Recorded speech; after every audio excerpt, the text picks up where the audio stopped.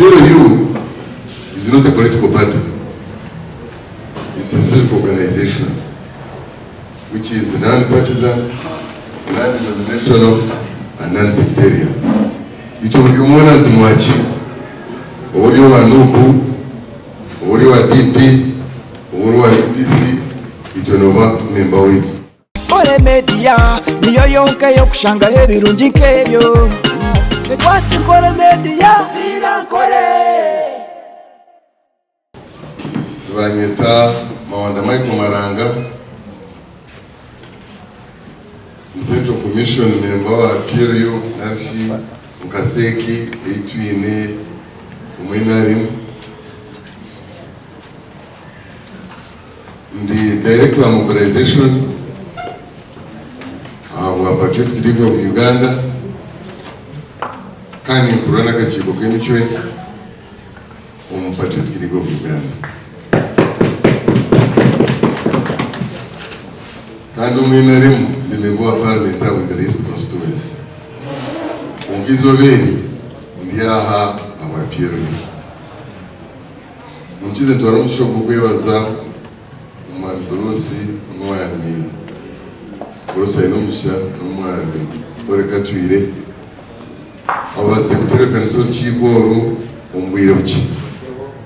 Nisikangwa umwe leta kasheshaka abandi babagandire ncho. Kunkanchi tongera mwamani. Kura mutwabeta. Mwisho mbwinji muti. Kujonchoreka rukundo imwinire PLU. Icya kabiri ndakusima abaganda batahi banje berembirwe member wa parliament cyangwa iki abwa message nungi ibaye bahereza abuyanga ryitu na nawa ekigombe kitu cya PLU. PLU is not a political party. It's a self-organization, which is non-partisan, non-denominational, and non-sectarian. It will be more than to watch Ori wa Nuku, Ori wa DP, Ori wa UPC, itonoma member wetu. Abokuba Mwazimbe ni mu Rwanda rw'urutiro rwa Katete. Katete ni ato tinugo ko kubari cweke. Turkwije kuja ngwijo byo inaremu no kwatana orabo. Yera kizuma nuku urugaka cweke barakugerata abarakurabo. Itwe esokwerembeza ni Uganda first. Ibiri dini ibya political parties zitu n'ibindi ibirigije mwanyuma abagamba babaryaha mahoro kubana bagamba kurwe sigezo ukita umuruga ngo ushwerwe tina kuje kushwera mutwende tunguka mutwende kubaho konkaga tukaka twegamba kubi rweshonga zitu barikiti zimarunga umuntu konka tubanze kwerembeze ekikubasa kutugasha ng'abantu itwe ekitutwerembeza number one as Patriotic League of Uganda is patriotism. Namwata kashira bit PLU ekargahi PLU ekazarwa units nyinshi tukabanza kora individuals ababiri barebera hari mu Uganda iki nisha kubeta umbwire wumisha nkoko his excellency now ukuyakwataginira abanywanyi in the 1960s baka identifying a problem by them. Problem yabiro was bad leadership and governance. Nkonka twakumira aha Uganda iki neyerekere bakakireba kari that is in 1960s. Twakira 1971 yanga wara 1980 twataho munta mbeni tunko twatandishe kunkanga za 2018 2019 twatwe individuals twatanga forming units abamweni manya mukamu team chairman abandi mukamu kiyame which I was the chairman ngani ne mama mkatu yogo Bruce akari team chairman, Akarwa Avengers, Arho, n'izindi units. When twena patron with akabari Genomos KAINERUGABA. Twena twaguma. We started holding conversations. Kugira ngo twenda kwendeza je ihangaritu omisho. So time yashikaje ati mwena kamwine boring kandi kaninye patron wanyu. Tumereka twena tukigita twichirisa I think in 2021 twichirisa forming MK movement. Yaba chairman witu twagumuza mobilizing hotel Kongo got registered, got Usimbi kutwari abantu injiri badirisa no mayano wanzubu injiri abantu bajemo binato wena kugira bagobireze so kutwaburi injiri abantu kubajunwe kutwafunda bagobireze twaje ngo hati katu harmonizing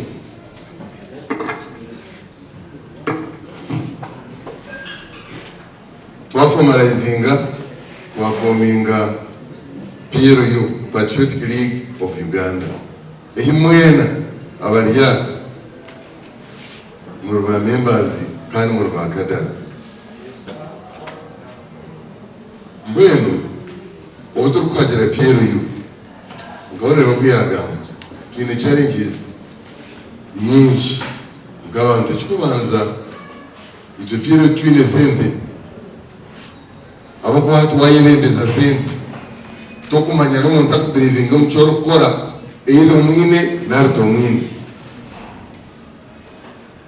ninda kwa story ngufu enyuma under the MK movement kaza kukora mukoro akuchere kwa uyu mukoro gwa masaka okutebe kanisa twakora budget tweze kora budget twacheza chairman witu mwachifani na ngoma colleagues banje bakati nyina ni chairman organizing committee na presenting a budget wa chairman yanjira at budget na jireo atukunga masaka numenda tusakwa achieving ichi tusakore ichi tuyontu sakukana abantu baturebe umupira. I mean by that time was the MK movement mutwina mani abantu batuhatira such that is unit team mutuyama mani atatishi kuma naje spending izo sente mu yama mani nondijo muntu wa mani yija the next day akuwisa sente zizozumwe ababanta no kuba mwesere nibisha na tabakwisha sebo nibisha atumisha the end of the day baba ryabo ekikumwesa ngo sente abantu no bakugera bata no babuze atwenyo nyine njiri yanjye nyine message y'inkwenda kwa bantu nyenda kumanya abakwenda kuchuririza ne banganye nabo kwenda kuchitwara imongere mugambira abantu ngo bize bamporikiriza ubashanga ho 11 ubashanga ho 10 abantu bo kumanya ngo abantu bagorereza banje, which I think he was very right. Abokuba kuru kwata senti wayita bantati itutwireka challenge umwinari itwatu wayita chief otine transport otine lunch otine na allowance abantu bitu bakwisha unkaba ina aba PLU they come abokuba twizere n'ingerensia nka coordinator wetu wa Mbarara yagamba abize n'abashira sinto PLU bakatureka ukari because there is no money in PLU byo tukora ndiye financing of course not in blessings for go chairman with esikugendera niki kwenda kumanya abanya-Uganda ihanga ry'abanigerata nerubakwata so nutwebembeza patriotism kugira ngo ukundi ihanga yawe urihendeze birungi. Ekitwasingura inzira timu yanyu turiyo tutandika ati intabere yitu iyo neba ready kugira ngo tutandike kubyara.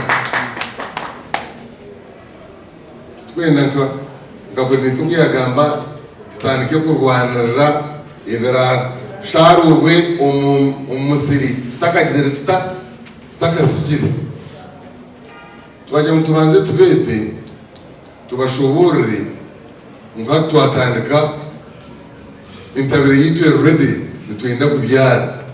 Azo mu kubyara kwitoko muje tugende kumwe tugambira abantu b'amazima kandi tugarike tubore ku muhanda w'amazima. Na Bible ni ikigambo nanye munkirize Hindu Reveranda umwe twakotinga Bible twagikotinga kubi mutatubanana. 2 Corinthians chapter 6 I think verse 9 says that if you plant or you sow sparingly, you will reap sparingly. But if you sow abundantly, you will reap abundantly. Hati tuntwenda tuwe omuwinji tubase kusharura ki omuwinji konkomu wotegende series waba bingi no mwana wase kusharura bice mbwene hati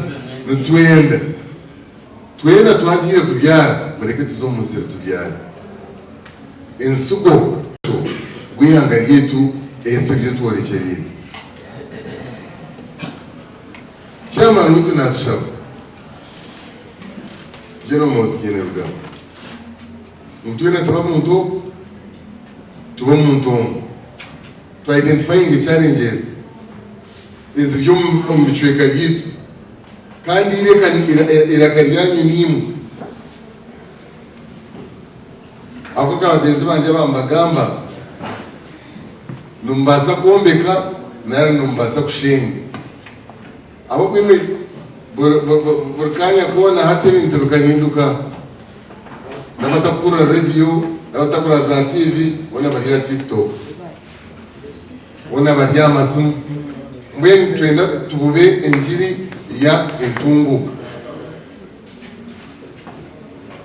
The Historic Commission of NRM, they had 4 pillars. Number 1 was patriotism. Number 2 was Pan-Africanism.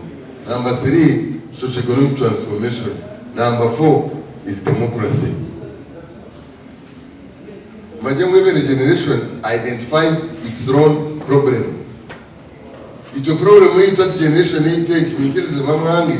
it is socio-economic transformation. In Amember we have yomwe. Ahubwo ready support tujine abantu bariho konka abantu babaho bato. Nco kurebera. NRM na yamani HPDM imkureba. It is deliberate. How can we fight household income to be able to be uplifted? Kugira ngo abantu babase kubaho urabona remembe kuyagamba mwabinje abarya nubushesha kongato kumuburagira uta okubura arenge but I can assure you Uganda kwe twine capacity yo kwasa employing everybody if we get organized. India has a population of 2 billion people. They don't have a lot of resources. Resources is doing they are enough to accommodate more than 200 million people. Compared to us here, 46 million trillion to borrow. We need to get back on the drawing board. At chairman, wait, no, marebe twabaho tuta nk'abanya Uganda abantu bitu bagira bata entasi inari myamara imyaka 20 umbwelembezi konko muntu nurayi mukabo atenda rimwe kozireki abamwe muri mu cyoro bato za 19 ukurgaha nyoni ndikabushinya ukurga bushenyi ukuzakambara uko twarebera bishatu ukurga kambara ugaruka utwarebera bishatu uko yabajamba kucuncumura uko letaga urundo runako weno inanura. So 7 days to travel from Bushenyi to Kampala. Sorry? Bamwe bakaba bararumba spaka ya Mbarara kunkati a generation ya itumu kuchumanya. Now you can take 3 hours to travel from Bushenyi to Kampala and 3 hours back. So you only need 7 hours to go to Kampala and come back. Ichabishitwareza inakuzingai mushanju. Why? Because hariho busingi. Why? Inguto zikoze. Isi umugasho gwa government tukujya mwiza kubeta ibateka area Mbarara square itandike kubahiga birasente. It creates an enabling environment. Niyo kurebye yayo ibyo kubasa kukozesa niyo ukabasa kwebisa ngo muntu. Katkuwa butwarena kumushanju orukuza Kampala atu watu warona kumwe. Why don't we use the 6 days? Urkwebisa ngo muntu. I think no one has seen me. About people now come to Uganda over the weekends to rest because of peace and security. It's achievement, it's not a mean achievement. Numureba amahanga bitorimo kugeza ku peacefying. Kugira eti obwo sinjo butwimo twabukoresage I can assure you we can achieve what we want. Konka abantu bokuburura abantu enjiri. Ejo tubakira baki. Kugira ntoza kushitama umukasheshe ukaza kuzana matatu ukategeza government ija kushangaho ikora korana. No. Ugwaye ukoze hato gusigire no gwitu unkata baburize bengerabo no turkwenda mwije tuchwatere mwije tuchitere kumwe tuburire ngira abantu ngo businge babureze hata abantu bona bashomye amashanyarazi garo ntubasa translating ata amashanyarazi gakaturikiramo icyo mugasho ngabanya Uganda. Ati cyo niyo njiri etwenda kugenda ki tugende tuburire abantu ebe binde bukubo. Yes, twinira challenges but you see challenges nezabaho kunkanimwe mbamwiterekanise muzukumwe. Ikintu kintu twenda kutekaho isira muka PLU Nuranga we have achieved this. We are now in a strategy, a 10-fold growth strategy. Yeah, $500 billion economy. No matter what, a $500 billion economy. If you have a weak foundation, you can end up losing that economy. You can end up losing everything. I had an opportunity to travel to Libya. President Muammar Gaddafi, the late, was the president of Libya. By then, almost everything was free in Libya. Medical, as long as you are in Libya, medical treatment for free. Education was free. Government would pay you $2,000 per month. I mean $2,000 per month for being an employee. Housing was free. Nanesumas of care within Libya was free. Amis electricity was free. Almost everything was free in Libya. Baji and Baba Lia Mukadafa Kantaka Wahereza it is just 1% of your wealth.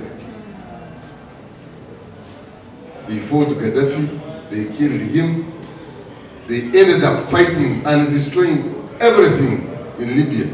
Libya is now, Libya is in ashes. It will take them more than 50 years to gargawa building Libya.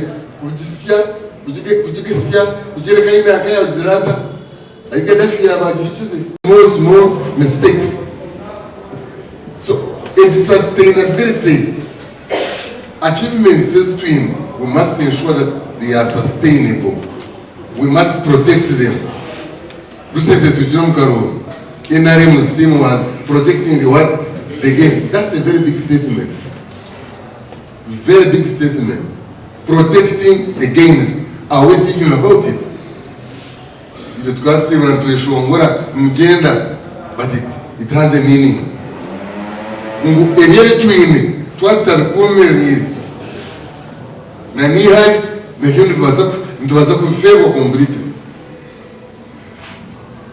Go to Sudan.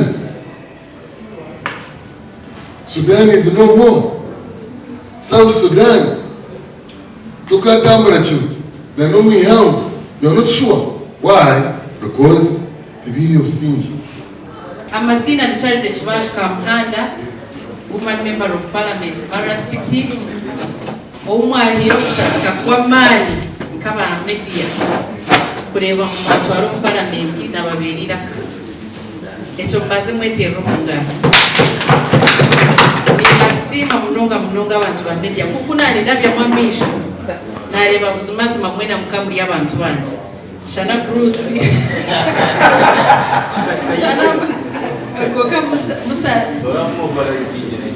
Bruce kacheza nagaje kuona koke chiruti akaguma mulwano wanje yes omukaruraka omuntu numbaso muticherezana nari tutebo mugore mwe koka Bruce buzumazi I can say my friend because korotari mulwano wanje obota kuza yeta hamkuru Dr. Muhoozi yagambye kigambo kweteka asana nigenda kubamanyisa ngunyowe keteka I was the chairperson NRM Makerere University kandi na tamamani mingi nareba munagara NRM Makerere University NRM eke ebuzire kuleta guild president 10 years to on record 10 years before my leadership in Makerere University. Kuna ajireho na mobilizing. I was close to being a guild president in Makerere University, but politics is a Uganda Muslim. Kokana ataho mujezi wanje una support injire na man ganje gona up to now kumbuka na Rutaro Robert mjantini kubanje o asente za university Muslim. Zikazi leche mnonga konkaka kore chikubasika chona narema munareta NRM Makerere University kandi kuihobo no kusitia hati tarho guild president of NRM uragarisire Makerere University echo ni kigamba kandi nchesimsa ahabokuba then courage ejo abantu ba NRM tukatwa kwira manzi tukumanya mu NRM Makerere University ekubasa kwebimbi kandi kunizire Mbarara City I came with the same energy abantu bakabine issues stakwetecherezwa nyowe ko mwana omunyeto umusiye kwizero ogwinevika okatomera nk'ebintu by'edini n'enganda ebyo takumanya at all okashanga muno basa kubitera nabyo birabe reason ekikubagambira eki wabano yikiruzamu imwe leaders abakiri bato I want to motivate you wabano yikiruzamu teenage children as long as you're doing the right thing. So my biggest point, do the right thing. Na Bible ekigamba na nyatka kure kamjezo Asiwe Steven na senior James 4:17. Nejira. So, whoever knows the right thing to do, but fails to do it, is a sin. And of course, what was sinful, you will never prosper. If you know the right thing in your heart and you don't do it, it is a sin. If you know corruption is bad and you don't fight it, it is a sin. We need to come out as young leaders to jumirebe bintu tukoza media ahanindetera mu issue ya Sansa is my friend, but he misused media. Yes, don't think atikatumgambe na wakatugo omulwanju. Do you think omushija mukuru nkabasajja baraba haji oine businesses zona okwatirire wihangeri okuzire Mbarara akareta investments ze akastamu akena gwatuhereze emirimo akena gwarete tunguka Mbarara. Do you think ngu munywani wetu Sansa umbantu twena umurimo ba media people nuwashaziremo kurwana nabo? There must be a reason. And the discipline they were telling you here, if we have no discipline, we can't go anywhere. Just look at our friend, look at Honorable, and look at Haj Basajabani. Do you think they should be fighting? So, mediate. Before I even know issues and Sansa, but Nyoko Muntu Nari Komwana. Najra echina akora Stephen Asimwe, no wonder I'm a member of parliament. He's older than me, he's my senior. I have to calm down and say I am sorry. The word sorry, abokuba kungambire na honorable colleague wanje, Honorable Idi Basajabara. Yanjira, let him apologize to Mzee. And then tumwiheyo agaricho band. But we need to learn from him. Discipline is very important. You saw how many people attacked me, how many leaders.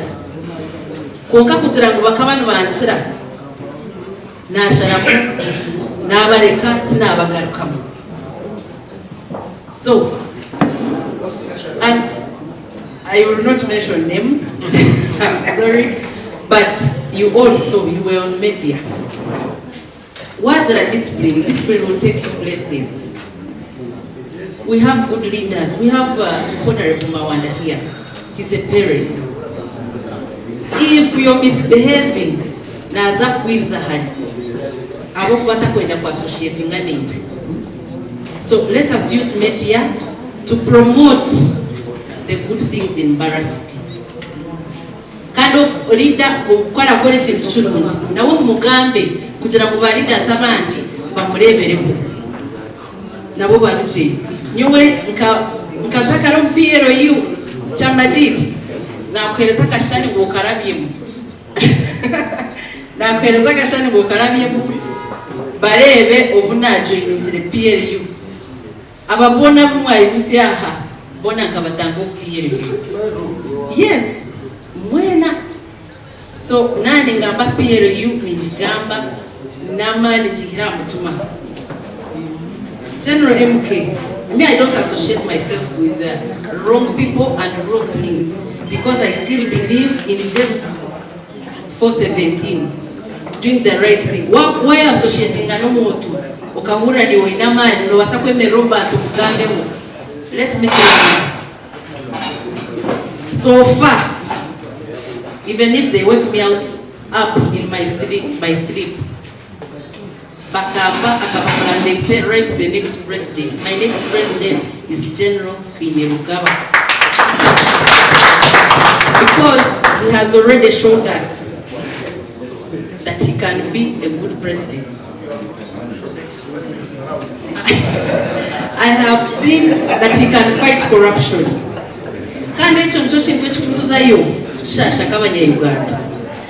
ejo niyo kansa ya kabiri, corruption. Ahamukuba Uganda, yes, tukiri esiyo ya boro konka resources zinchi ziriho nazo ahabwa corruption nazo nizikora ki zifa konka wabo ineho these few resources zikakora ekizibu supposed to kora at least tukirahitwara kihanga nyowe kikwemereraha omwihangwe ningamba about corruption with confidence. Nyowe ni manyaku. First of all, I've never been corrupt and I will never be corrupt. And I said, never say never.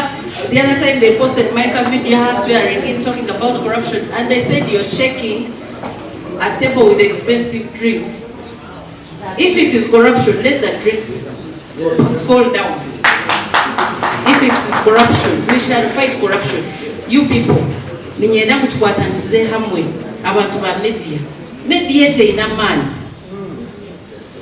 This media, I came and used the media and I know what it did. Media is so powerful. It can make you and it can break you. Use media mutware injiri towards the corruption. Esente ezihangari tuzubase kukora tutunje merumu nikinsasa munonga ati waza ababa abuturiyo tugamba nabo waza kubuza ekibakora tugamba n'abantu abatine merumu